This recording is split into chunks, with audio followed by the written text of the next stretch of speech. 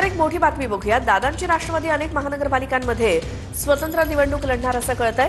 अनेक महानगरपालिकांमध्ये महायुतीसोबत न जाण्याचा निर्णय घेण्यात आल्याची माहिती सूत्रांनी दिली आहे। अनेक ठिकाणी इच्छा असून सुद्धा जागा वाटपात अजित पवारांच्या राष्ट्रवादीला स्थान नाही, म्हणूनच काही महानगरपालिकांच्या निवडणुकीत अजित पवारांची राष्ट्रवादी स्वबळावरती लढणार आहे। या संदर्भात माहिती घेऊयात आमचे प्रतिनिधी अक्षय मंखणी यांच्याकडनं। अक्षय, कोणत्या त्या महानगरपालिका असतील जिथे अजित पवारांची राष्ट्रवादी स्वबळावर लढेल?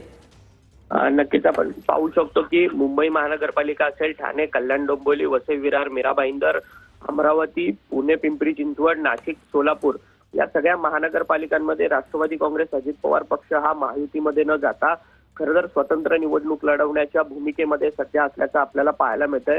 मुंबईमध्ये देखील वारंवार सातत्यानं नवाब मलिक यांच्या नावावरून संपूर्ण वाद जो आहे तो महायुतीमध्ये उफाळून येत असताना आपल्याला पाहायला मिळत होता।